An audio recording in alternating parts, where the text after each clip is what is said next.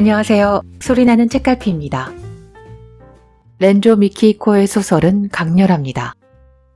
우울과 허무라는 어두운 회색빛이 기묘하게도 아름답고 강렬한 색감에 마구 뒤엉켜 있는 느낌마저 듭니다. 욕망을 끊임없이 추구하는 캐릭터가 가득해서일까요? 가지지 못한 것을 갈망하는, 아니 가질 수 없는 것마저 갈망하다 비극을 불러오는 어리석은 인간 군상.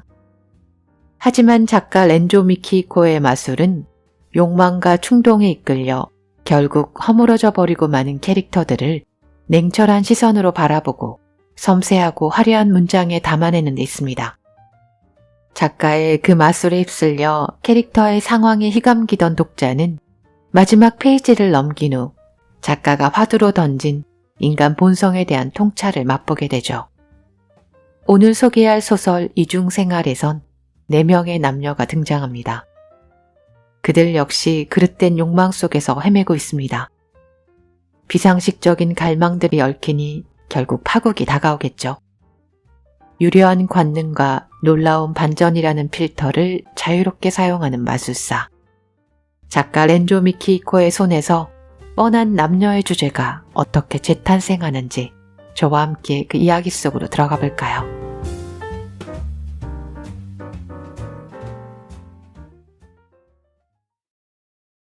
왜? 오늘 밤은 여기서 자고 가는 거 아니었어? 그러려고 가게도 쉬었는데. 마키코는 거울 너머로 양복 상의를 걸치는 슈에이 등을 바라보며 말했다. 슈에이는 샤워를 하고 나오더니 2, 3분간 멍하니 앉아있다가 주섬주섬 옷을 찾아 입었다. 거울 속으로 비쳐든 석양빛이 그의 상의 줄무늬에 밴 46살의 추레한 나이를 고스란히 드러내 보였다. 마키코보다 16살이나 연상이다. 이따금 자신이 아버지만큼이나 나이차가 나는 이 남자에게 반해버린 이유를 도무지 알 수가 없었다. 6년 전 마키코가 일하는 클럽에서 처음 만났을 때도 슈에이는 이미 머리에 새치가 보이는 노인처럼 보였다. 그런데도 품행이 단정하다는 평가 하나로 버텨왔던 자신이 처음 만난 날 밤 헤어지는 잠에 그가 던진 내일 만날 수 있나? 라는 말 한마디에 순순히 고개를 끄덕였던 것이다. 다음날 호텔에서 정을 통하고 샤워실을 나와 돌아갈 준비를 하는 슈에에게 마키코는 방금과 똑같은 말을 했었다. 왜? 오늘 밤은 여기서 자고 가는 거 아니었어? 그러려고 가게도 쉬었는데. 6년이 지났는데도 똑같은 말을 하고 있다. 그런 자신이 마키코는 슬프다기보다 우스웠다. 6년이란 세월이 아무 의미도 없었다. 벌써 몇 번을 같이 잤을까? 하지만 6년이 지난 지금도 여전히 이 남자는 오늘 밤 처음 찾아온 손님 같다. 슈에이와의 관계를 알고 있는 클럽 동료들은 하나같이 얼른 헤어지는 게 좋다고 충고했다. 새파랗게 젊은 나이에 왜 그런 노인네하고 노는 거야? 아니, 노인네도 괜찮다면 돈이 훨씬 더 많은 사람을 찾든지. 하지만 왜냐고 묻고 싶은 건 마키코 자신이었다. 그새 30이 됐지만 6년 전에는 아직 싱싱한 피부가 청춘의 증거로 아름답게 빛났었다. 그 피부에 잘 어울리는 젊은 남자들이 분명 있었을 것이다. 그런 걸 머리가 희끗희끗 휘어져가는 늑다리에게 마치 꽃다발을 진흙탕에 내버리듯 홀랑 바쳤다. 그 이유를 마키코 자신도 알 수가 없었다. 단 한 가지 이유라면 사랑인지도 모른다. 하지만 그것도 세월과 함께 갈기갈기 찢어져 이제는 증오라고 할 수밖에 없는 어두운 감정으로 변해버렸다. 아니, 이제는 오로지 증오만이 자신과 슈에이를 이어준 끈이 되었다. 한때는 돈 때문이라고 생각하려 했던 적도 있다. 클럽 동료들에게는 아무 말 안 했지만 슈에이는 그 초라한 차림새로는 상상도 못할 만큼 엄청난 부자이다. 사가미 이치로라는 필명으로 이따금 주간지에 잡문을 싣는 문인으로 그쪽 수입은 별 대단한 게 없었지만 도쿄 시내에 매매시가 20억엔이 넘는 부동산을 소유하고 있다. 오기쿠보의 저택이라고 할 만큼 광대한 집도 있고 마키코가 사는 이 맨션도 클럽 동료들에게 모조품이라고 둘러댄 보석들도 모두 그에게서 나온 돈이다. 슈에이는 클럽도 그만두라고 했지만 마키코 쪽에서 심심풀이 삼아 계속 나가는 것뿐이다. 일주일에 2번 여자 혼자 살기에는 너무 넓은 이 맨션에 배를 누르고 찾아와 한두 시간 만에 떠나는 남자를 마냥 기다리는 게 견디기 힘들었기 때문이다. 다달이 40만엔의 돈, 다이아몬드와 모피코트. 하지만 그런 것으로는 결코 메울 수 없는 여자로서의 빈자리가 마키코 안에 있었다. 마키코는 슈에이가 상의를 걸치고 현관을 나가기까지 제 1분도 안 되는 그 시간이 가장 싫었다. 그 1분 동안 마키코는 오기쿠보 저택에서 슈에이를 위해 식사를 준비하고 옷을 세탁하고 밤새 곁을 지키는 한 여자를 의식하지 않으면 안 되었다. 슈에이보다 1살 많은 거의 어머니 뻘의 여자에게 불현듯 질투가 솟구쳐서 매번 마음이 어지러웠다. 언젠가 몰래 오기쿠보에 찾아가 대문 뒤에서 훔쳐본 적도 있다.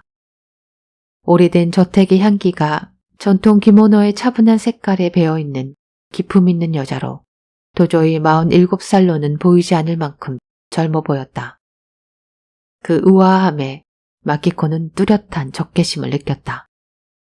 하지만 이게 여자들끼리의 싸움이라면 마키코의 패배는 애초에 정해진 것이었다. 상대는 인생의 쓴맛 단맛을 모두 겪은 나이다. 마키코 따위 어린 여자의 쯤으로 취급하고 언젠가는 슈에이가 휴지 조각처럼 내버릴 거라고 생각할 것이 틀림없었다. 실제로 1년 전에 슈에이에게서 헤어지자는 이야기가 나왔다. 한겨울 마침 이맘때였다. 마키코가 입을 꾹 다물자 슈에이는 조용히 말했다. 위자료로 1억엔은 줄게. 돈이 문제가 아니야. 헤어질 수 없어. 그렇게 쏘아붙이면서 마키코의 가슴 속에 아직 남아있는 한 남자를 향한 애정이 한 톨도 없이 사라져버렸다. 처음 만났을 때는 분명 사랑이었는데. 마키코는 아버지가 일찍 돌아가셨지? 그래서 아버지의 이미지를 그 남자에게서 찾는 거야. 평소에 무슨 일이든 털어놓고 상의하던 클럽 마담에게서 그런 얘기를 듣고 정말로 이 남자를 사랑한다고 생각했고 행복을 느낀 시절도 있었다. 하지만 그런 추억조차 1억엔이라는 그 말과 함께 깡그리 지워졌다. 그 순간부터 슈에이를 향해서도 적개심이 불타올랐다. 자신의 청춘을 엉망으로 짓밟고 젊은 몸뚱이를 장난감처럼 갖고 놀다가 만엔짜리 지폐 만장으로 떼어버리려고 하는 비열한 사람. 이제 슈에이와 자신을 이어주는 것은 그런 증오뿐이었다. 물론 미워하는 건 슈에이만이 아니다. 슈에이의 어깨 너머에 우아한 가면을 쓰고 숨어있는 그 기모노 차림의 여자. 1년 전 마키코는 한 가지 결심을 했다. 하지만 그 결심을 실행에 옮길 계기를 찾지 못해 헤어질 수 없어 라는 말로 여태까지 예전과 똑같은 관계를 유지해왔을 뿐이었다. 미안한데 아무래도 시즈코가 걱정이라서. 거울 속에서 오른쪽 어깨가 처진 등짝이 귀찮다는 듯 그렇게 중얼거렸다. 걱정이라니 뭐가? 일주일 전에 갑자기 끌로 자기 목을 찌르려고 했다고 얘기했지. 싸움도 모두 한 적이 없고 나는 그냥 신문을 읽고 있었는데 느닷없이 정말로 죽을 생각이었으면 당신 앞에서 그럴 리가 있겠어? 그냥 연기한 거야. 마키코는 슈에이 등을 뚫어져라 노려보며 그렇게 말했다. 게다가 그렇게 걱정스러우면 여긴 왜 왔어? 항상 똑같은 시간이잖아. 여기 오는 건 진즉부터 그 여자도 다 알던 일이야. 슈에이의 등짝은 침묵했다. 머리카락이 아직 젖어있다. 택시를 탈 테니 오기쿠보 집에 도착할 때까지 그 젖은 머리가 마를 리 없다. 입으로는 걱정이라면서 마키코와 잠을 잔 증거를 그대로 머리에 남긴 채 가는 것이다. 일부러 그러는 것처럼. 사실은 걱정시키려는 거지. 일부러 양쪽을 오락가락하면서 당신은 내심 즐기고 있지? 여자를 괴롭히는 게 그렇게 재미있어? 나도 괴로워. 마키코의 손끝에 분노가 내달렸다. 떨리는 손으로 향수병을 집어들고 슈에이 앞으로 갔다. 그래? 그럼 좀 더 괴롭혀줄게. 슈에이의 어깨를 휘감고 그의 귓볼에 병의 가느다란 구멍으로 칙 향수를 뿌렸다. 부유한 인상이라고는 없는 얄팍한 귀에서 제스민 향수방울이 목에 툭 붉어진 뼈를 타고 옷깃 안으로 사라졌다. 마키코는 농담처럼 비웃었지만 슈에이가 말없이 시선을 돌려버렸을 때 이제 더 이상 기다릴 수 없다라고 생각했다. 1년을 기다렸지만 이제 기다릴 수 없어. 달리 방법이 없어. 그런 마키코의 속마음은 알지도 못하는지 아니면 알면서 모르는 척하는지 슈에이는 평소와 다름없이 무표정한 얼굴로 현관문을 나섰다. 베갯머리의 잿더리에 슈에이의 담배꽁초가 남아있었다. 한개비는 흰 연기가 이미 저물어가는 저녁 어스름에 섞여 아직 다 타지 못했다. 그 연기를 끈듯이 마키코는 전화기에 손을 내밀어 다이얼을 돌렸다. 다행히 귀에 익은 남자의 나지막한 목소리가 대답했다. 나야, 오늘 밤에 와줄래? 아니, 오늘은 좀 다른 일이 있어서. 목소리의 느낌으로 어떤 다른 일인지 짐작이 갔다. 괜찮아, 올 수 있을걸. 8시에 우리 집으로 와. 상대의 대답도 듣지 않고 마키코는 수화기를 내렸다. 어스레한 탓에 새끼손가락 손톱에만 남은 빨간 매니큐어가 녹슨 것처럼 보였다. 손톱은 아직도 분노로 파르르 떨렸다. 더 이상 기다릴 수 없다. 이제 달리 방법이 없다. 그 두 사람을 파묻는 것밖에. 대문 틈새로 들여다보니 주르륵 놓인 징검돌 너머로 현관문이 반쯤 열렸고 웬 여자의 등이 보였다. 어머, 부인이 남편분보다 1살 많아요? 전혀 그렇게 보이지 않던데. 부럽네요. 정말 젊어 보이세요.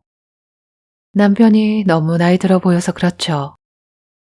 현관마루에 무릎을 짚고 앉아 시즈코는 입끝으로만 미소를 짓고 있었다.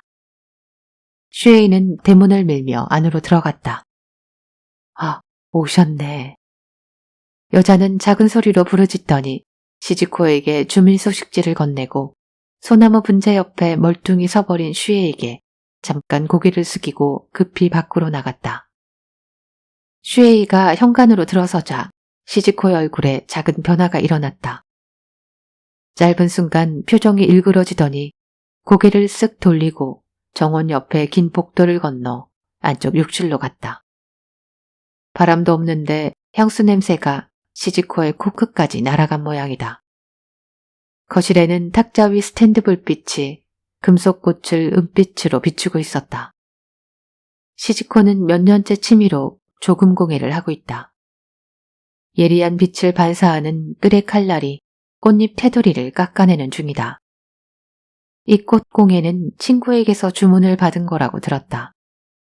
상복으로 맞춘 검은색 무지 원피스를 평상복으로도 입을 생각이니 거기에 적합한 장식을 만들어 달라고 한 모양이다. 은으로 하면 오히려 더 장례식처럼 허전하지 않나. 일주일 전에 그런 얘기를 했었다. 시즈코는 아무 대답도 않다가 잠시 뒤 슈에이가 읽던 신문을 접는 것과 동시에 느닷없이 끈을 움켜쥐고 자신의 목을 찌르려고 했다. 마키코의 말처럼 실제로 죽을 생각은 아니었을 것이다. 신문을 접을 때까지 기다렸다가 끈을 움켜쥔 것이다. 그리고 자신의 목이라기보다 슈에이의 마음을 찌르려 했다.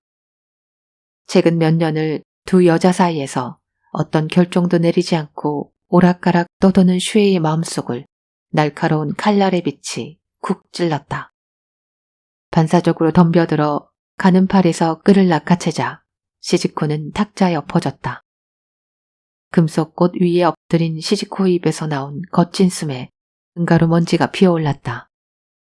시즈코의 가슴 속에서 몇 년 동안 깎아낸 감정의 부스러기가 숨과 함께 터져나온 것 같았다. 목욕하세요. 상의를 벗고 있는 슈에이 등에 말을 걸고는 시즈코는 다시 금속꽃에 몸을 숙인 채 망치로 끌자루를 두드리기 시작했다. 목욕물이 데워질 때까지 슈에이는 마루 끝에 앉아 황혼빛에 저물어가는 널찍한 정원을 내려다보았다. 겨울 저물녘이라고는 생각되지 않을 만큼 온화하고 바람도 없다. 그런데도 마루 한 구석 도자기 그릇 물속에 남천 열매가 떨어지는 게 보였다. 남천촉은 조리대 뒤에 숨어 있어서 그 잎사귀 그늘에서 어둠이 작고 빨간 결정체가 되어 또르르 굴러나온 것만 같았다. 빨간 열매는 저녁 어스름의 탁한 물속에 소리도 없이 빨려들었다. 정적 속에 울리는 시즈코의 끌 두드리는 소리가 나뭇가지 열매를 떨어지게 하는 듯한 마음이 들었다. 실제로 소리가 높아질수록 빨간 열매가 거칠게 두두둑 떨어졌다. 몇 개쯤은 도자기 그릇 테두리를 치고 마루로 굴러왔다. 소리는 없었지만 우박처럼 튀는 것에서 분노 같은 게 느껴졌다. 일주일 전에 자칫하면 시즈코의 목에서 흘렀을 피가 이런 환영의 핏방울로 튀고 있나. 슈에이는 그런 감상에 사로잡혔다. 조금 더 괴롭혀줄게. 마키코의 그 말은 슈에이를 향한 것인가 아니면 시즈코를 향한 것인가. 하지만 그런 말을 하는 마키코 자신도 괴로워하고 있다. 이 삼각관계로 세 명이 세 가지 방식으로 괴로움에 빠졌지만 돌이켜보면 각자의 고뇌간에는 신기한 균형이 있었다. 두 여자의 어느 쪽과도 관계를 끊을 용기가 없어 계속해서 바늘 끝으로 찔리는 듯한 괴로움을 느끼면서도 그런 고뇌의 균형에 은근히 만족스러운 점이 있었다. 슈에이는 아직 한동안 이 관계를 유지해가면 된다고 생각했다. 1년 전에 마키코에게 헤어지자는 말을 꺼냈을 때도 반쯤은 본심이었지만 나머지 반쯤은 헤어질 수 없어 라는 마키코의 대답에 안도감을 느꼈다. 오늘 마키코가 뿌린 향수를 닦지 않고 이 집에 돌아온 것도 그 괴로움의 균형을 무너뜨리고 싶지 않았기 때문이다. 마키코가 괴로워하는 만큼 지금 끈을 두드리는 다른 한 여자도 괴로워해야 한다. 마음 한 귀퉁이에 스스로도 설명되지 않는 그런 감정이 있었다. 하지만 이런 균형이 언제까지고 유지될 리는 없다. 자신과 아내와 애인 사이에서 세 사람 중 누군가의 괴로움이 부쩍 무거워지면 삼각관계는 위험한 각도를 그리며 무너지고 세 사람 다 무시무시한 파멸의 늪으로 빠져들 것이다. 그리고 현재로서는 그 균형을 깰 가능성이 높은 것은 자신이 아니라 두 여자 중 하나이다. 연기였다 해도 위험한 흉기를 휘두른 시즈코 쪽일까? 아니면 마치 지난 몇 년을 참아온 눈물처럼 자신의 몸에 향수를 마구 뿌린 마키코 쪽일까? 목욕물 다 찼을 텐데. 시즈코는 끌 두드리는 소리를 멈추지 않고 중얼거렸다. 슈에이는 귀찮은 듯 하는 소리를 내며 욕실로 향했다. 욕조에 들어앉자 향수 냄새와 함께 수증기가 자욱하게 피어올랐다. 냄새의 농밀함에 슈에이는 아찔하게 현기증이 나서 눈을 꾹 감았다. 냄새가 코를 찔렀다. 이런 강렬한 향수 냄새로 마키코가 호소하려고 했던 말은 무엇이었을까? 수증기와 함께 뭔가 살갗을 건드렸다. 눈을 뜨자 목욕물의 파도를 타고 붉은 알갱이들이 턱 밑을 덮쳤다. 뿌연 김에 흐릿해져서 끈끈한 색깔처럼 보였다. 슈에이는 흠칫 놀라 저절로 몸을 일으켰다. 목줄에서 갈비뼈가 도드라진 허여멀건한 가슴팍으로 몇 알의 남천촉 열매가 핏방울처럼 흘러떨어졌다. 작업용 앞치마 주머니에서 남천촉 열매를 꺼내 시즈코는 그 빨간 빛을 가만히 들여다보았다. 저절로 입가에 미소가 번졌다. 그 미소를 머금은 채 은꽃의 오목한 곳에 두 알, 세 알 떨구고 한 알씩 끌의 칼날 끝으로 지지겼다. 진홍빛 껍질이 터지면서 하얀 즙이 흘러나왔다. 비릿한 냄새가 코에 옮겨든다.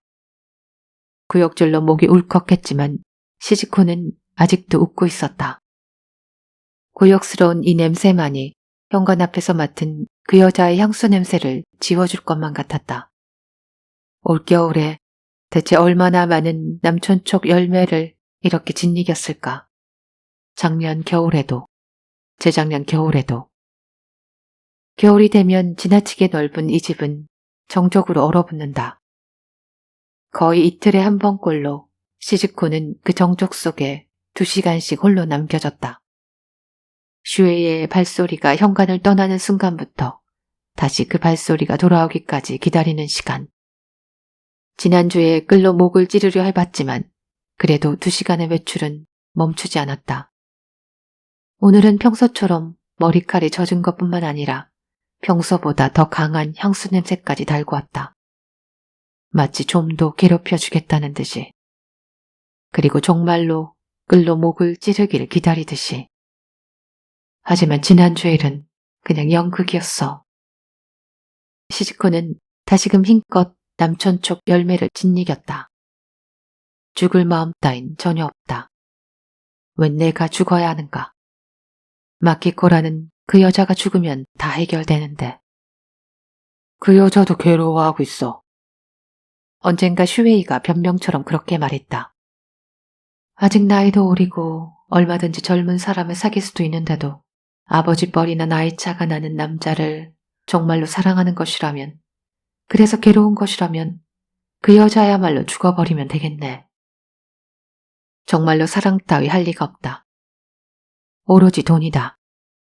다달이 들어오는 돈다발에 미련이 있어 헤어지지 못하는 것뿐이다. 전화가 울렸다. 시즈코는 손을 멈추고 낡아버린 괴종시계를 올려다보았다.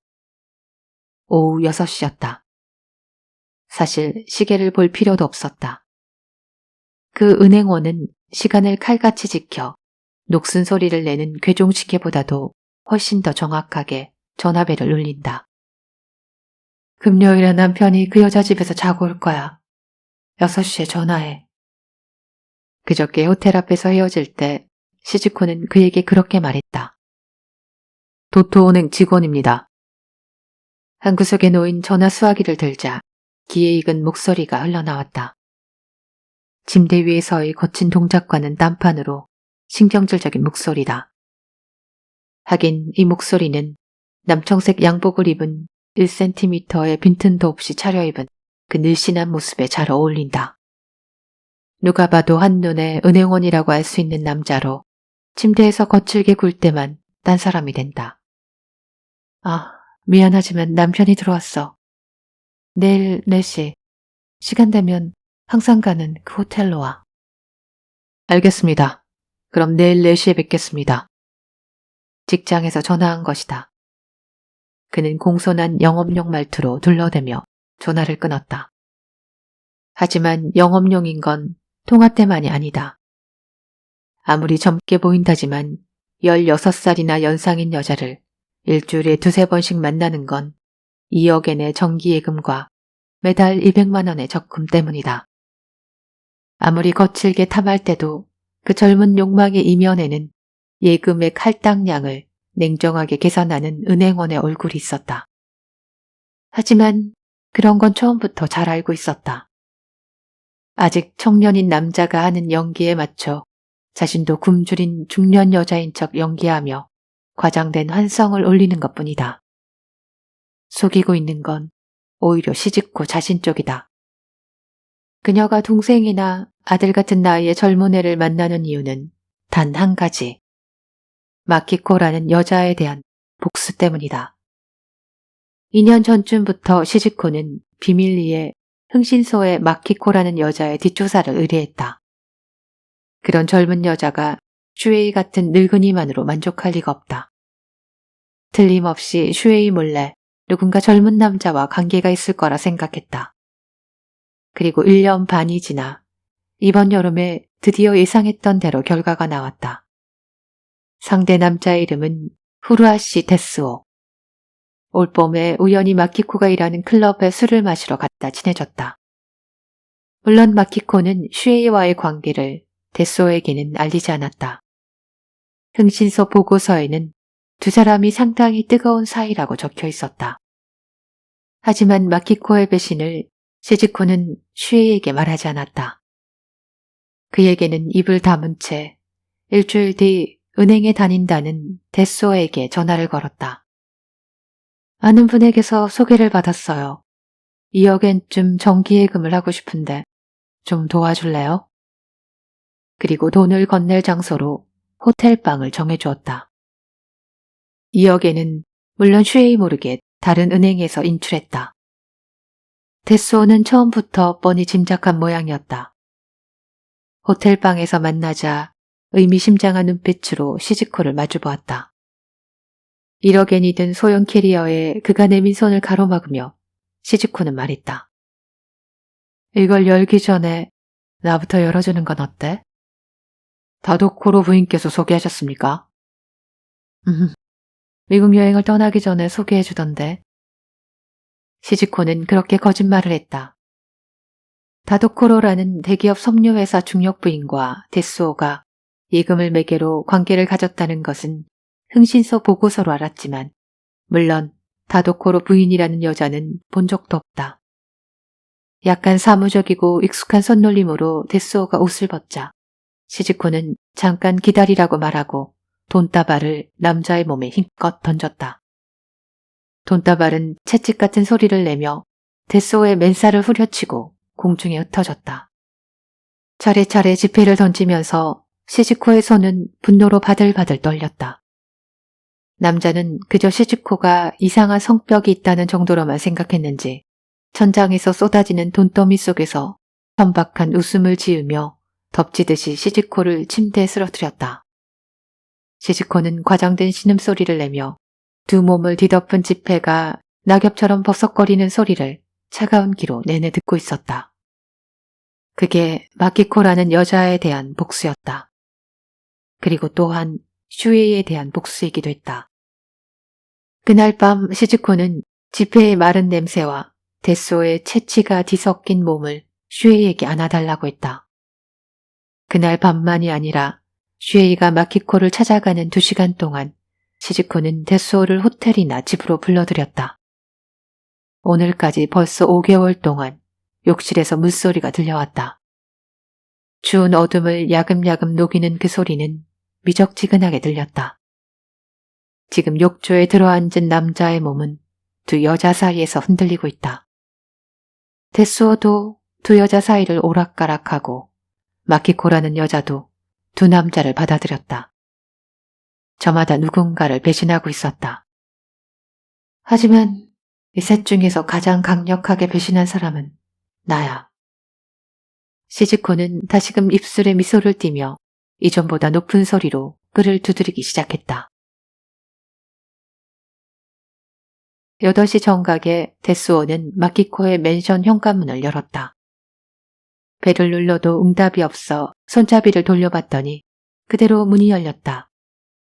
집안은 어둠에 감싸였고 침실 문 밑으로 연한 불빛이 새어나왔다. 안에 있어? 그렇게 말을 건네며 문을 열다가 데스오는 저도 모르게 비명을 지를 뻔했다. 슬립 한 장 차림으로 침대에 누워있는 마키코가 마치 죽은 것처럼 보였기 때문이다. 긴 다리를 아무렇게나 내던진 흐트러진 자세로 묘하게 고요히 정지해 있었다. 안아줘. 지금. 마키코는 들어온 데스오를 쳐다보지도 않고 차가운 옆얼굴로 말했다. 무슨 일이야? 아무 말 말고. 목소리는 분노로 떨리고 있었다. 그 소리에 자신의 의지가 꼼짝 못하고 끌려가듯 데스오는 침대에 쓰러졌다.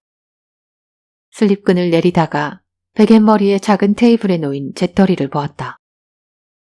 담배꽁초가 몇 개 남아 있었다. 마키코는 담배를 피우지 않는다.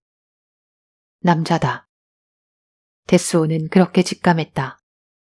자신이 오기 전에 누군가 남자가 이 방에서 마키코를 품은 것이다. 차가운 옆얼굴에 흐트러진 머리칼도 노고남도 그 남자가 남긴 것이다.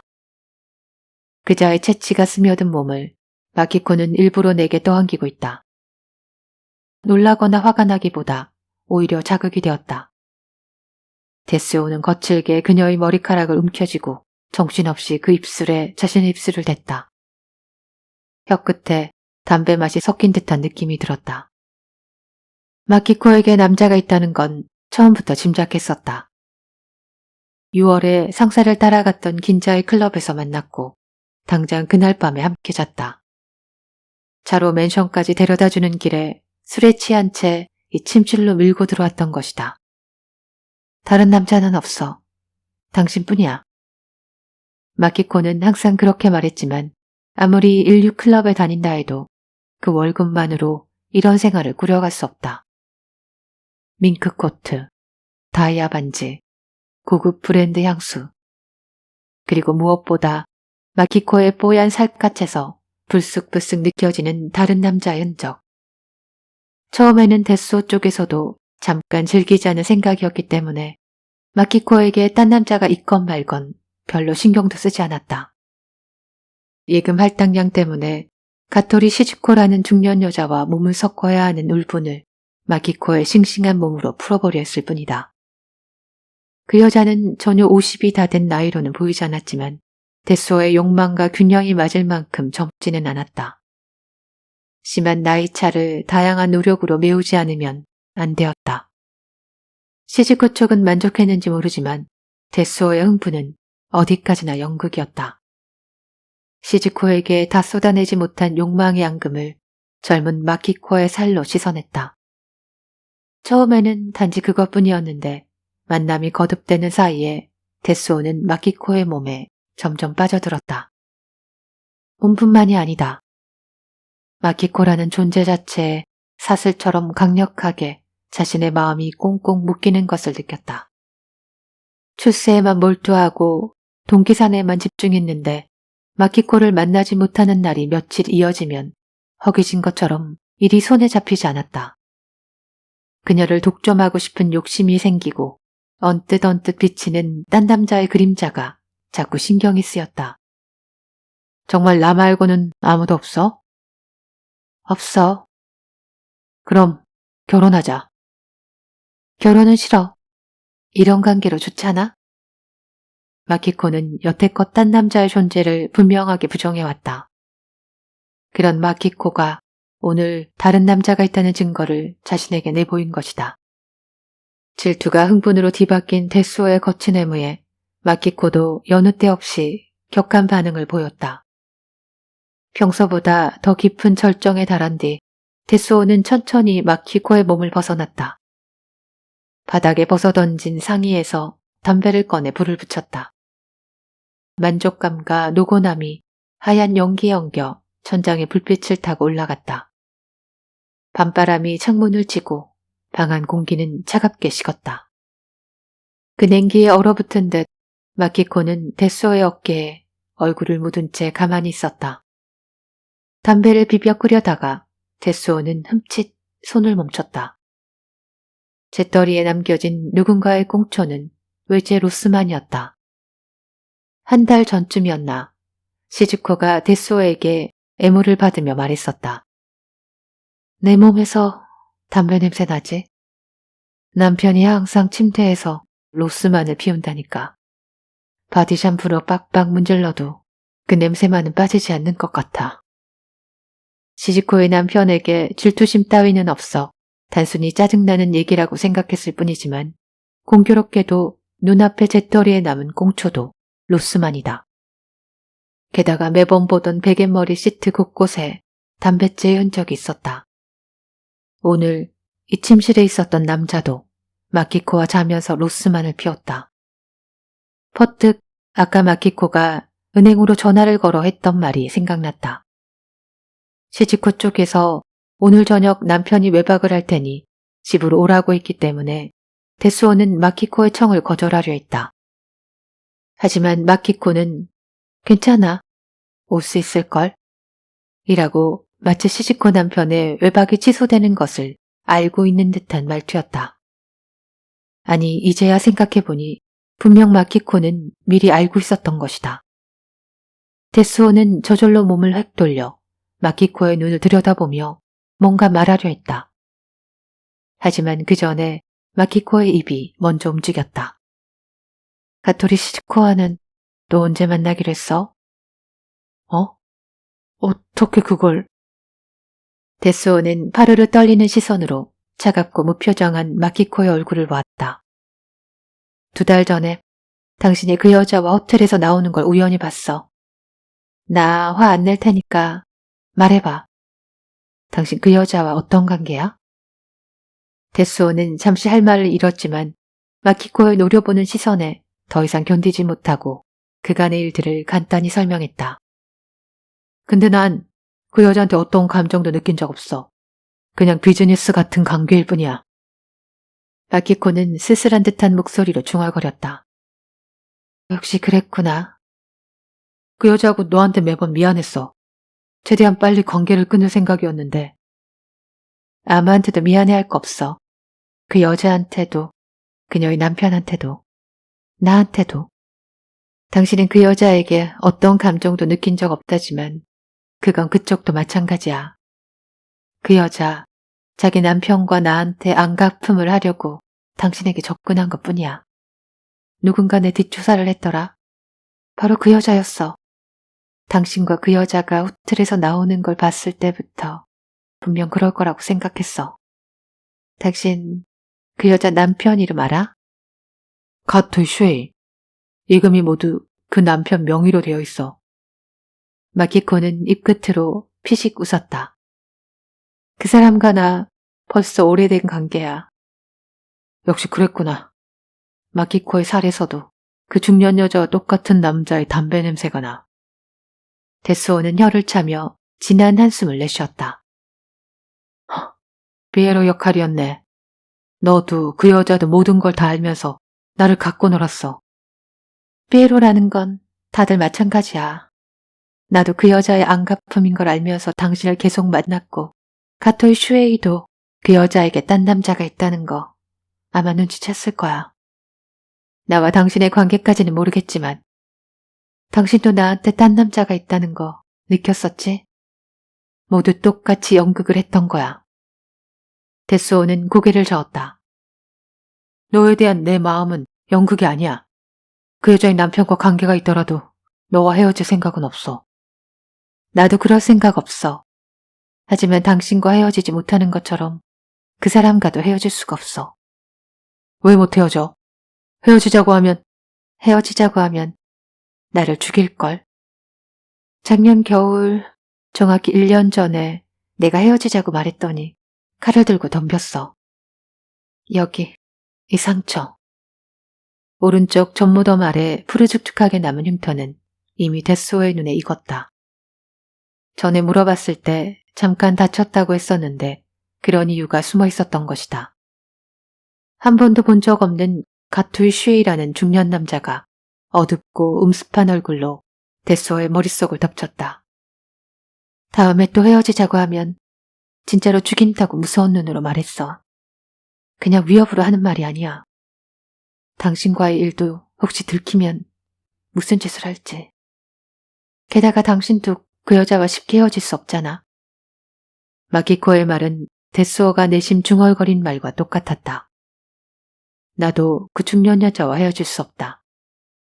가토이 슈에이는 죽이겠다는 말로 마키코를 위협했지만 시즈코 역시 지난번에 그런 협박 비슷한 말을 내뱉었다. 내가 실증 날 때까지 이 관계는 지속되어야 해. 혹시라도 네가 먼저 끝내자는 말을 꺼낸다면 지금까지 어떻게 예금 상품을 팔아왔는지 모두에게 까발려버릴 테니까.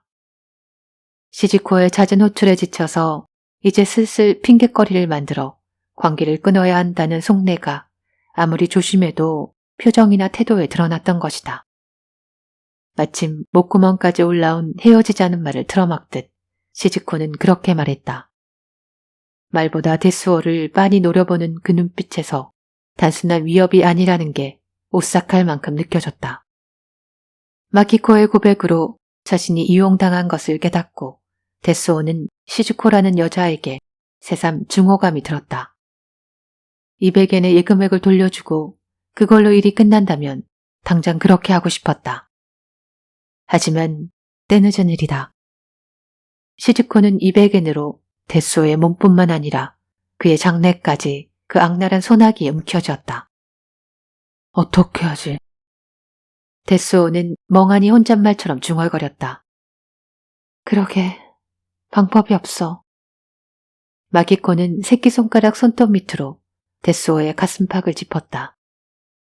그 손톱에만 빨간 매니큐어가 칠해져 있었다. 빨간 손톱은 데스오의 살갗에 글씨를 썼다. 딱 한 가지밖에. 마키코는 그렇게 말을 덧붙이고 데스오를 빤히 바라보았다. 기다란 속눈썹으로 그늘진 눈 속에 어두운 빛이 있었다. 빨간 손톱은 다시 한번 데스오의 가슴에 한 획 한 획 새기듯 죽음이라는 글씨를 썼다. 슈에이가 칼을 들고 덤볐다는 이야기는 거짓말이다. 가슴의 흉터는 자신이 칼을 들고 그은 것이다. 1년 전 슈에이가 헤어지자는 말을 꺼낸 밤이었다. 칼을 부르짖었을 때는 실제로 죽을 작정이었다. 갓토리 시즈코가 지난주에 했던 그런 연기가 아니었다. 하지만 흐르는 피를 남의 것처럼 멀거니 바라보는 사이에 마음이 바뀌었다.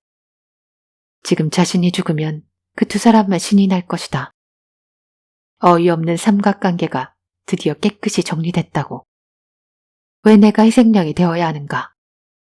분노가 활활 타올라서 당장 의사를 불렀다. 슈에이에게도 욕실에서 넘어졌다고 거짓말을 했다. 그런 뻔한 거짓말도 알아차리지 못하고 슈에이는 건성으로 넘어갔다. 정말 덜렁거리지? 라고 웃으면서 말하는 마키코의 눈 속에 한 가지 결심이 어두운 빛으로 서린 것도 물론 알아차리지 못했다. 그렇다. 그때 결심했던 것이다. 그때부터 이미 방법은 한 가지밖에 없다는 건 알고 있었다. 고통을 받아야 하는 건 그 두 사람 쪽이다. 젊은 마키코의 몸을, 인생을 엉망으로 망가뜨린 늙은 남자와 시즈코라는 우아한 이름에서는 상상도 못할 만큼 냉혹하고 잔인한 그 여자. 데스오를 사랑한다고 말한 것도 거짓이다. 올여름 불현듯 쓸쓸함이 몰려와 우연히 마주친 남자를 받아들였을 뿐이다. 데스오 쪽에서는 점점 진지해졌지만 마키코는 단 한 번도 그에게 애정을 느낀 적이 없다. 다만 몇 번째인가에 결혼하자는 말을 들었을 때 어쩌면 이 남자의 사랑을 이용할 수 있겠다는 생각을 했을 뿐이다. 어렴풋한 상상이 분명한 계획이 된 것은 2달 전, 우연히 데스오와 시즈코가 호텔에서 나오는 모습을 목격했을 때부터였다. 마키코는 역시나 크게 놀랐지만 곧바로 자신을 향한 그 여자의 복수라는 것을 알았다. 호텔 프런트에 돈을 쥐어주고 두 사람이 언제부터 호텔에 드나들었는지 물어보니 마침 흥신소 사람이 몰래 뒷조사를 하던 무렵이었다. 게다가 데스오가 2억엔짜리 큰 예금건을 따냈다고 좋아했던 것도 그 무렵이었다. 마키코에 대한 복수를 위해 젊은 남자에게 접근해 그의 몸을 갖고 노는 그 여자는 흐트러진 머리카락을 쓸어올리며 만족스러운 미소를 짓고 아무것도 모르는 젊은 남자는 비열한 웃음으로 그런 여자를 올려다보고 있었다. 마키코는 데스오의 웃음을 떠올리며 자신의 계획에 그를 끌어들여 공범으로 만들기로 마음먹었다. 그의 비열함 그리고 출세를 위해서라면 자신보다 16살이나 나이 많은 여자와도 자는 현실주의자에게 뭔가를 걸어보자고 마음먹었다. 그리고 그 도박은 성공했다. 간단한 방법이 있어. 마키코의 말에 데스오는 망설임 없이 고개를 끄덕이며 되물었다. 어떤 방법? 너무도 간단히 동의해주는 것에 놀라면서도 방금 전에 시즈코의 이름을 말했을 때 데스오의 눈이 고통으로 일그러졌던 게 생각났다. 이 남자도 그 여자를 증오하는지 모른다. 관계를 끊고 싶은데 끊을 수 없어 어떤 방법만 있다면 아예 죽여도 좋다고 생각한 적이 있는지도 모른다. 어떤 방법인데? 다시 한번 묻는 데스오에게 마키코는 주방에서 와인병을 가져와 그에게 보여주었다. 고가의 수입 와인이야. 도쿄에서도 웬만해서는 구입할 수 없지. 그 두 사람, 가토이 슈에이와 시시코는 잠들기 전에 이 와인을 마신다고 했어. 지금도 둘은 한 이불 속에서 자니까. 그게 도저히 용서가 안 돼서 와인에 수면제를 타서 건네주려고 했어. 아직 그 사람을 사랑한다고 착각하던 때 일이지만. 왜 수면제를? 하룻밤이라도 좋으니 그 여자를 잊게 하고 싶었거든. 결국 건네주진 않았지만 지금도 여긴 수면제가 들어있어. 원래대로 새 코르크와 봉인을 붙이느라 고생을 좀 했지만 지금 생각해보면 바보 같았지 뭐야. 그래도 이게 뭔가 도움은 될 것 같아. 수면제로는 안 죽을 텐데. 마키코는 눈으로만 차갑게 웃었다. 두 사람은 11시경에 와인을 마시고 잠자리에 들어. 근데 슈에이 혼자 이불 속에서 2시쯤까지 책을 읽다가 스토브에 불을 끄고 자는 거야. 그 침실 스토브는 내 방의 저 스토브하고 똑같아. 경보기가 달려있어서 마음 놓고 있다가 전에 몇 번 불 끄는 걸 깜빡 잊어버리고 잔 적 있다고 말했었어. 수면제 와인을 마시면 분명 스토브 불을 끌 새도 없이 잠들겠지. 그 불을 끌 수만 있으면 돼. 그러면 가스가 새서 사고나 자살로 위장할 수 있으니까. 하지만 어떡해? 한밤중에 그 집에 몰래 들어가서 그걸 끄고 오라고? 그 집은 문단속이 철저한 편이라서 안 돼. 하긴 그게 오히려 살인 혐의를 지워주긴 하겠지. 아무튼 걱정 마. 내가 간단한 방법이 있다고 했잖아. 그렇게 마키코는 오래전부터 생각해둔 계획을 상세하게 데스오에게 풀어놓았다. 말없이 마키코의 눈만 바라보고 듣고 있던 데스오는 그녀가 말을 마치자 한숨을 내쉬었다. 괜찮을 것 같긴 한데. 괜찮아. 잘 될 거야. 마키코는 데스오의 품에 안겨 입술을 맞댔다. 혀가 데스오의 혀에 닿았다. 그 혀가 조금씩 뜨거워지는 게 느껴졌다. 그가 진심으로 자신을 사랑한다면 이 혀의 감촉은 무시하지 못할 것이다. 틀림없이 알았어 라고 대답해 줄 것이다. 31살의 은행원은 한참 만에야 겨우 입술을 열었다. 그리고 몇 초 침묵한 뒤 업무의 연장처럼 사무적인 목소리로 덧붙였다. 그럼 빨리 움직이는 게 좋겠어. 내일 오후 4시에 다시 그 여자와 늘 가던 그 호텔에서 만나기로 했으니까. 개동시계가 4시를 치자 슈에이는 현관문과 대문을 잠그고 집을 나왔다. 오늘도 아침 일찍부터 끈을 두드리던 시즈코는 3시쯤에 서둘러 옷을 갈아입더니 행선지도 알리지 않고 외출해버렸다. 잠깐 다녀올게요. 좀 늦어질지도 몰라요. 종종 걸음으로 복도를 건너가는 시즈코의 허리끈에 노란색 장미꽃 무늬가 있었다. 한 번도 본 적이 없는 기모노였다. 최근에 샀는지 새 옷의 광택이 있었다. 등과 함께 흔들리며 멀어져가는 선명한 꽃 색깔을 지켜보며 시즈코에게 남자가 있는지도 모른다라고 슈에이는 퍼뜩 생각했다. 그것도 연하의 젊은 남자가. 요즘 들어 외출이 잦고 나갈 때마다 기모노 무늬가 바뀌었다. 게다가 기모노 색깔이며 화장이 점점 더 화려해지는 것 같다. 하지만 만일 그런 남자가 있다면 그게 오히려 나을 것이다. 두 여자와 자신이 위험하게 기우뚱거리며 아슬아슬한 균형을 유지하는 관계를 그 남자의 존재가 안전하게 지탱해 줄지도 모른다. 그런 생각을 하며 마루에 앉아 어제처럼 남촌쪽 빨간 열매를 바라보고 있는데 전화가 울렸다. 마키코에게서 온 것이었다. 어제 그제 밤새 한숨도 못 잤어. 또 불면증이 도졌나 봐. 지난번처럼 당신 친구 이사에게서 수면제 일주일분만 받아다 줄래? 몹시 피곤한 목소리였다. 구두를 걸치고 현관에서 구두를 신다가 구두 코에 진흙이 묻은 것을 보았다. 이제야 발견했지만 비가 내린 게 며칠 전이었으니 그때부터 여태까지 시즈코는 구두를 닦아놓지 않은 것이다. 깔끔한 성격이라 매일 아침 슈에이가 외출하지 않는 날에도 시즈코는 정성스레 구두를 닦아두었다. 구두에 회색으로 달라붙은 진흙을 보며 시즈코는 틀림없이 남자가 생긴 거라고 실감했다. 하지만 그뿐. 더 이상 깊이 생각하지 않았다. 큰 길로 나와 택시를 잡아타고 고교 동창이 경영하는 병원에 들렀다. 차를 병원 앞에 대기해 둔 채 항상 지어주는 약을 받았다. 동창 친구는 걱정스런 목소리로 너무 많이 복용하면 안 된다고 주의를 주었다. 지난 1년 사이에 대여섯 번 수면제를 타오면서 슈에이는 자신이 불면증인 것처럼 이야기했다. 택시로 마키코의 맨션에 도착해 벨을 누르자 슬립 차림으로 그녀가 문을 열었다.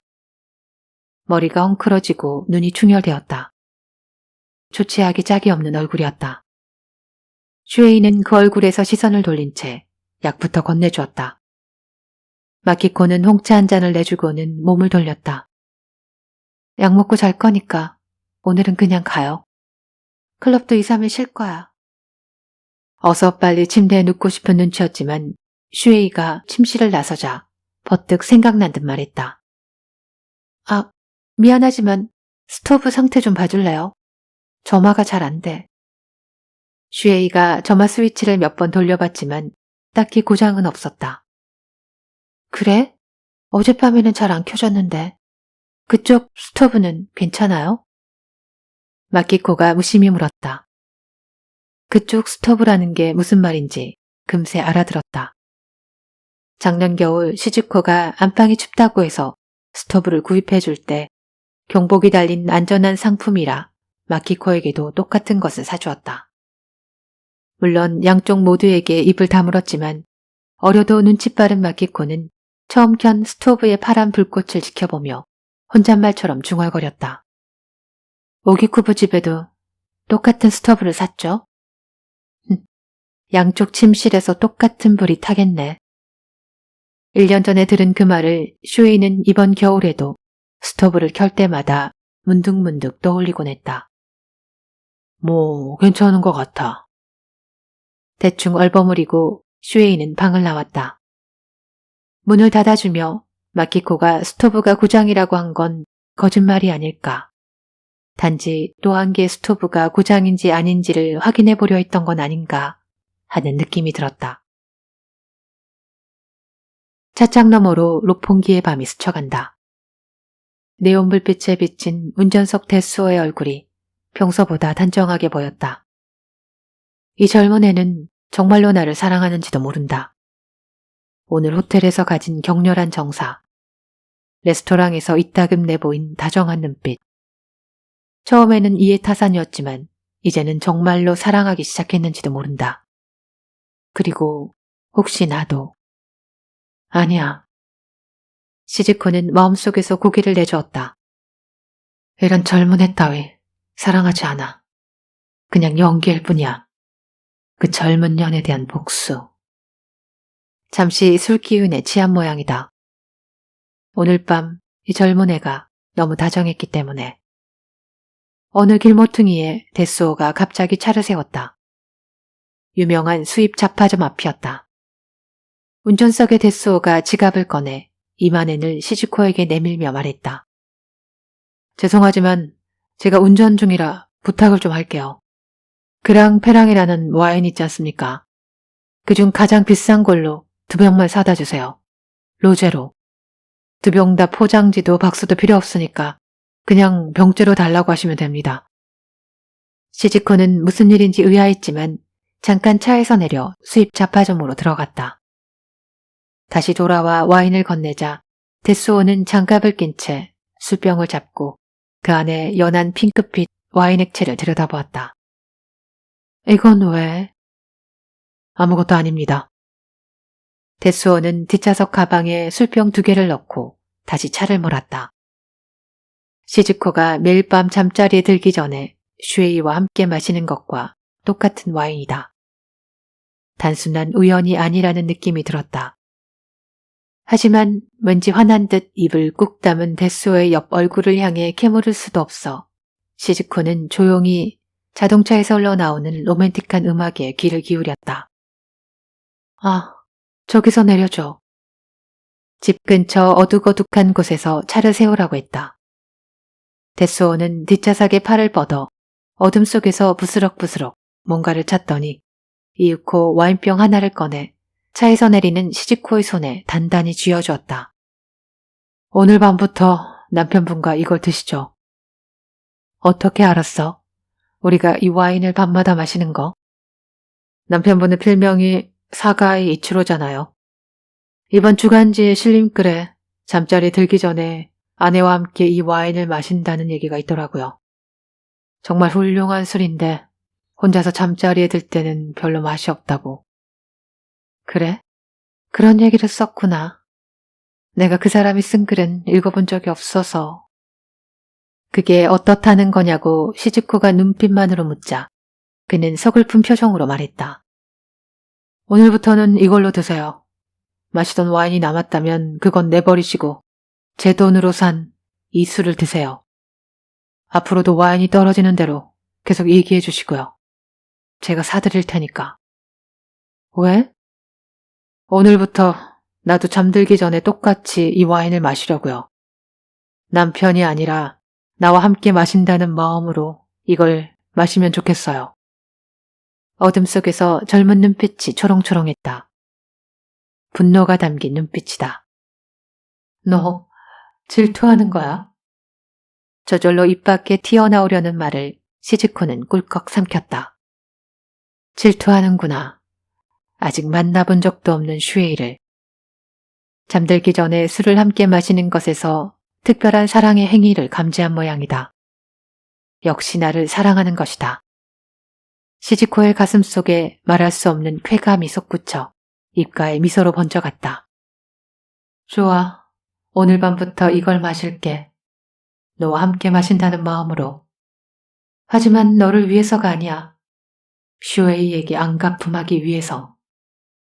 그래, 알았어. 약속할게. 그렇게 대답해주고 시즈코는 차에서 내려 차 너머로 손인사와 미소를 던진 뒤 집으로 가는 길을 촉촉걸음으로 내려갔다. 겨울밤을 봉인한 대문을 밀려다가 시즈코는 그 손을 목덜미 뒤로 가져갔다. 뒷머리를 가다듬는 게 아니라 일부러 흐트리기 위해. 문을 열기 전에 데스오는 장갑을 벗고 손목시계를 들여다보았다. 8시 27분. 계획대로 거의 정확하게 시간을 맞췄다. 초침의 정확한 움직임에 데스오는 안도감을 느꼈다. 마키코는 거실에서 헝클어진 머리를 빗으며 데스오를 기다리고 있었다. 그녀의 눈앞에 와인 2병을 내려놓고 모든 게 잘 진행되었다고 알려주었다.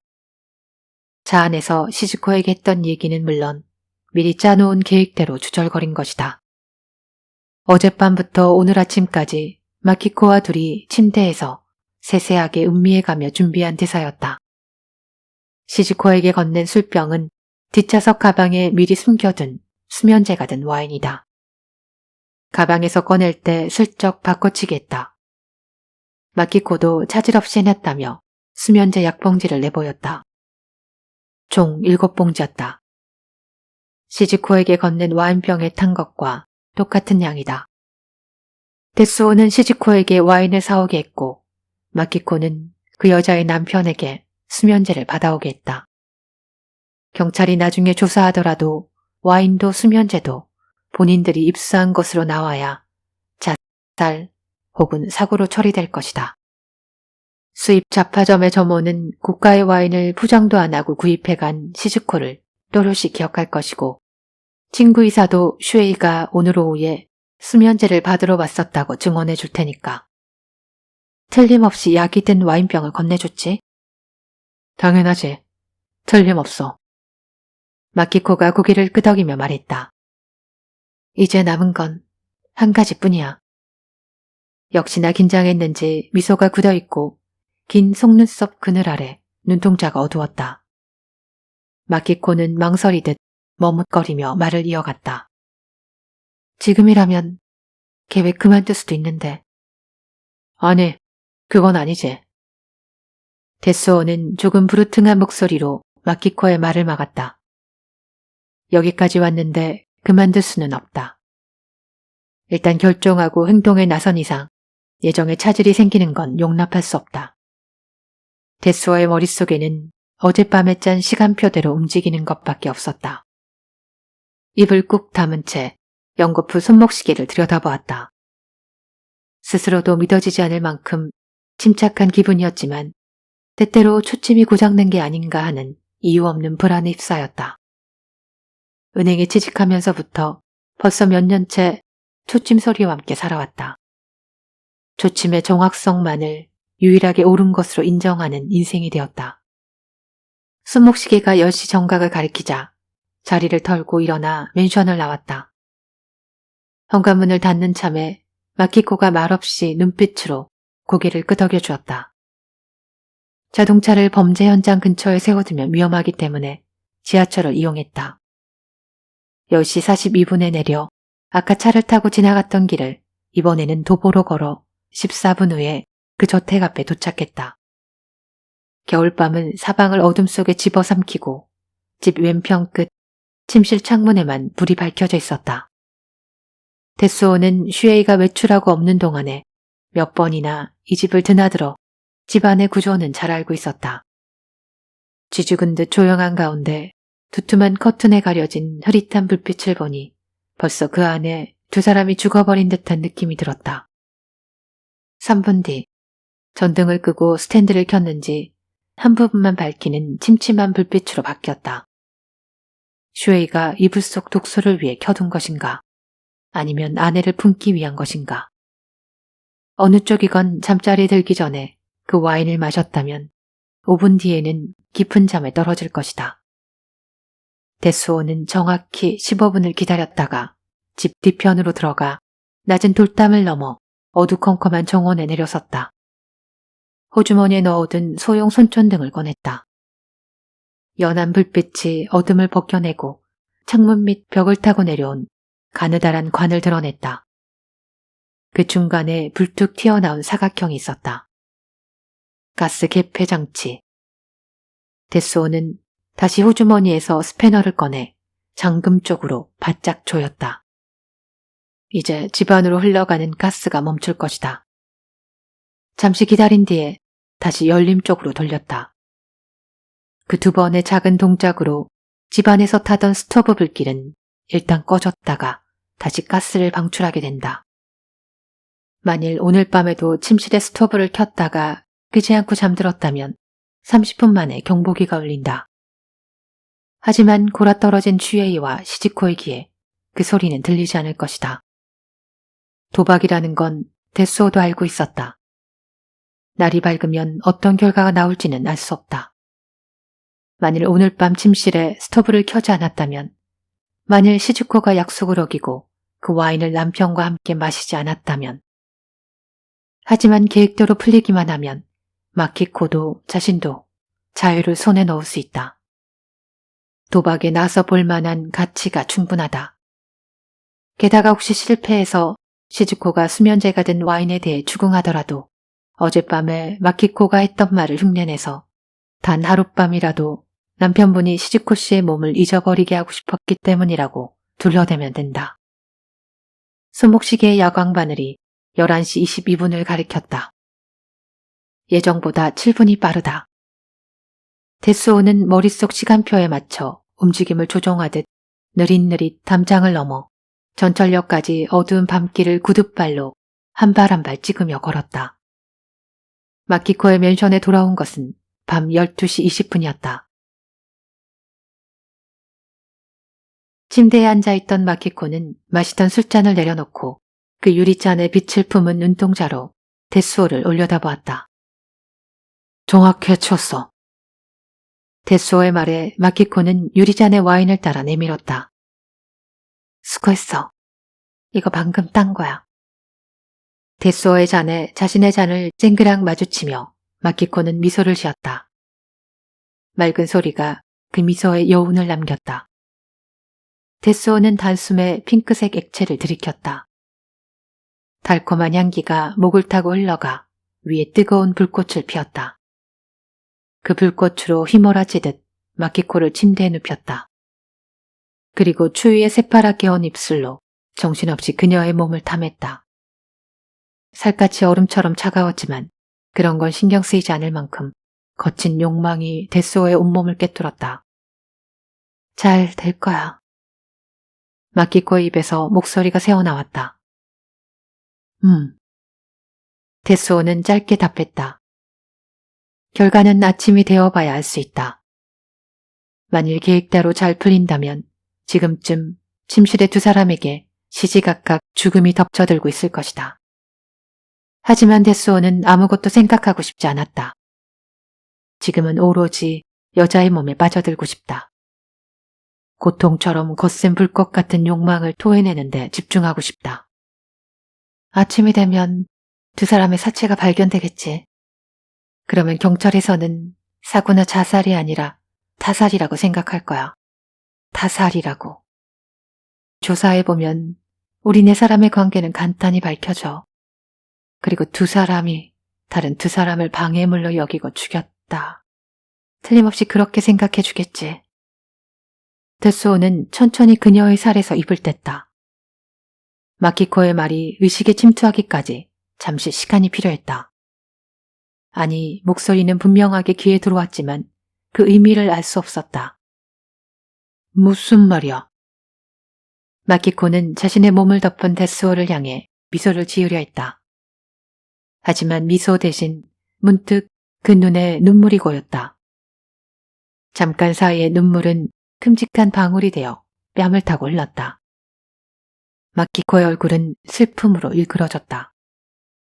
갑작스럽게 울음을 터뜨린 그 얼굴이 데스오에게는 지금 처음 보는 타인처럼 낯설게 느껴졌다. 죽는 건 우리 두 사람이야. 마키코는 그렇게 중얼거렸다. 목소리는 다시 냉랭해져 있었다. 당신이 시즈코에게 건넨 술병에는 처음부터 수면제가 없었어. 그 약을 탄 것은 저 테이블 위의 술병이지. 아까 당신이 돌아오기 전에 내가 탔거든. 데스오는 테이블을 돌아보았다. 아니, 돌아보려고 했다. 다음 순간 돌연 뭔가에 눌린 것처럼 머리가 툭 떨어졌다. 내가 마키코를 껴안으려고 한다 라고 생각했다. 잠이 탕류처럼 의식을 삼키고 있었다. 뭔가 소리를 지르려고 했지만 이미 입술이 움직이지 않았다. 그저 귀에 남은 약간의 의식이 가까스로 마키코의 목소리를 포착했다. 아침에 우리 사체가 발견되면 경찰에서는 그 두 사람을 체포할 거야. 이 와인도 술병에 탄 수면제도 모두 그 두 사람이 구입했으니까. 나는 그들을 용서할 수 없어. 둘이서 여태까지 나를 쓰레기처럼 취급했어. 느닷없이 초침소리가 높아지고 어둠이 그것을 삼켜버리기 전에 데스오는 마키코의 마지막 목소리를 들었다. 슈에의 아내는 사실 나인데. 모든 건 마키코가 남편과 남편의 애인에게 한 복수였다. 1년 전 겨울밤, 가슴에서 흐르는 피를 가만히 지켜보며 죽지 않은 마음을 접었던 이유였다. 내가 죽어봤자 그 두 사람은 혹을 떼어낸 듯 후련하게 생각할 뿐이다. 그걸 깨달은 순간 마음이 바뀌었다. 죽는 건 언제라도 할 수 있다. 언제든 죽어버리면 된다. 내 죽음을 이용해 두 사람에게 복수를 하자. 그 두 사람을 매장시켜버리자. 그렇게 결심했다. 그리고 2달 전 그 여자가 데스오와 호텔을 나서는 모습을 목격했을 때 머지않아 그날이 닥칠 것이라고 예감했다. 그 여자는 나에게서 슈에이를 빼앗아간 것으로도 부족해 데스오까지 자신의 손아귀에 넣었다. 내가 슈에이의 아내라는 이유만으로 나를 미워하고 나에게서 모든 것을 빼앗아갔다. 마키코는 분노에 휩싸여 아예 그 자리에서 시즈코를 죽이고 싶은 심정이었다. 하지만 가해자가 되는 것은 싫었다. 죽이는 건 간단하지만 내 손을 더럽힌다면 내가 겪은 오랜 세월의 고통을 아무리 호소해도 사람들은 살인자의 말을 들어주지 않는다. 오히려 피해자를 동정하고 나를 비난할 것이다. 그렇다면 내가 피해자가 되어 그 두 사람의 손을 더럽히게 해야 한다. 실제로 오늘날까지 피해자는 분명 마키코 쪽이었다. 그런데도 사람들은 모두 마키코만 나무랐다. 잘못한 건 마키코 너야. 왜 언제까지고 그런 사람한테 매달려 살아? 그냥 위자료 받아내고 냉큼 이혼해. 마키코의 고통 따위 전혀 이해해주지 않았다. 진짜 가해자는 그 두 사람이고 내가 피해자인데. 오늘까지 지난 몇 년에 걸친 세 사람의 진짜 관계를 그 두 사람이 가해자고 내가 피해자라는 걸 세상 사람들 모두가 알아야 한다. 그리고 그게 이번 사건을 일으키기로 결심한 가장 큰 이유였을지 모른다. 오늘까지의 진짜 관계를 살인사건이라는 형태로 보여준다면 사람들은 그제야 알아차릴 것이다. 그 두 사람이 얼마나 끔찍한 인간들인지, 오늘까지 내가 얼마나 비참하게 살아왔는지 마침내 온전히 이해해 줄 것이다. 사실 지난 몇 년 동안 그 두 사람은 마키코를 죽음보다 더 잔인한 형태로 갖고 놀며 고통 속에 빠뜨렸다. 6년 전 마키코는 처음 가게에 찾아온 초로의 손님과 관계를 맺고 결혼식을 올렸다. 결혼이라는 말을 먼저 꺼낸 건 남자 쪽이었다. 남자는 결혼을 생각한 건 처음이라고 말했다. 막대한 재산 덕분에 유유자적 살아온 남자는 그 나이까지 결혼은 단지 방해가 될 뿐이라고 생각했던 것이다. 남자는 이 맨션을 매입해 마키코와 신혼생활을 시작했다.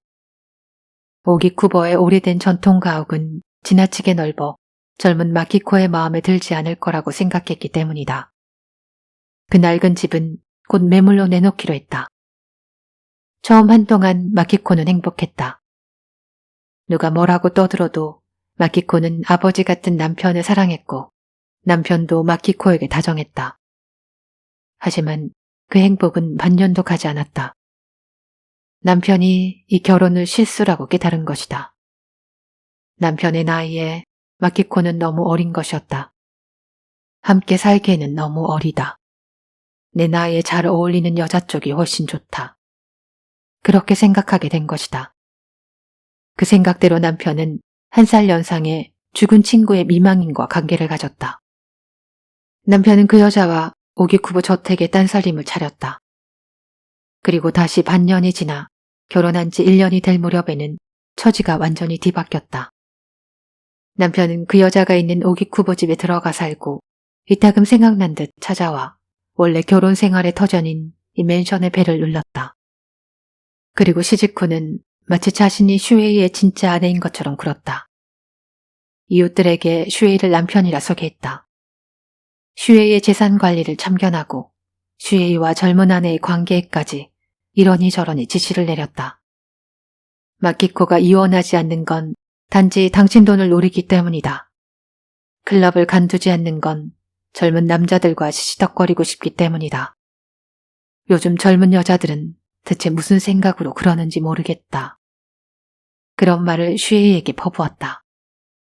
시집 후는 자신이 오히려 피해자인 것처럼 굴었다. 슈에이를 진심으로 사랑하는 척하고 괴로워서 자살이라도 할 것처럼 연극마저 했다. 실제로 마키코는 그저 어린 여자일 뿐이었다. 마키코의 젊음으로는 어머니뻘 나이의 여자와 싸워봤자 결국 질 게 뻔했다. 그런 헛된 싸움을 4년이나 계속해온 것이다. 그리고 4년 뒤 남편에게서 결국 그 말이 나왔다. 헤어지자. 1억 엔을 주겠다. 그 여자는 끝내 마키코의 유일한 무기인 아내라는 지위조차 빼앗으려 한 것이다. 실제로 슈에이의 재산을 탐한 것은 그 여자 쪽이었다. 그 가면에 속아 넘어가 슈에이조차 그걸 알아차리지 못했다. 슈에이뿐만이 아니다. 데스오도 그 거짓말에 넘어가 그 여자가 슈에이의 아내라고 믿고 있었다. 정말이지 어떻게 해볼 수가 없었다. 그랬다. 마키코는 클럽에 다니고 있었고 맨션보다 오기쿠보의 집이 훨씬 더 넓고 그 넓은 저택에 시즈코는 자신의 자리를 확실하게 점유하고 슈에이의 24시간 생활 대부분을 수중에 넣어버렸다. 하지만 그런 그 여자야말로 명백한 가해자였다. 마키코는 침대에 엎어진 채 깊은 잠에 든 데스오를 반듯하게 눕혔다. 마키코가 지금 자신의 목숨을 던져 저지르려는 범죄의 공범자가 된 남자는 그저 성실하기만 한 영업용 얼굴로 자고 있었다. 이 남자는 마키코를 사랑했는지 모르겠지만 그녀 쪽에서는 한 조각의 애정도 없었다. 단지 2달 전 이 남자와 시즈코의 관계를 알았을 때 그도 함께 죽음으로 데려가면 시즈코의 죄가 가중될지 모른다고 생각했을 뿐이다. 인생을 돈으로 계산하는 은행원과 마키코 사이에는 젊다는 것 외에는 아무런 공통점도 없었다. 한때는 이런 자신을 사랑해주는 그에게 모든 계획을 털어놓으면 함께 죽어줄지도 모른다고 생각하기도 했다. 하지만 결국 아무것도 모르는 채 데려가는 쪽을 택했다. 타인의 목숨은 희생양으로 삼아도 자신의 목숨을 희생할 수 있는 남자가 아니다. 물론 아무 죄도 없는 그에게 죽음의 동반자 역할을 떠맡기게 한 건 역시나 잔인하다는 마음이 들었다. 그런 꺼림칙함 때문에 오늘 밤 데스오에게 가공의 범죄를 저지르게 했던 것이다. 슈에이도 시즈코도 스토브를 켜둔 채 잠들 만큼 경솔한 사람들이 아니다. 하지만 데스오를 시험해볼 좋은 기회였다.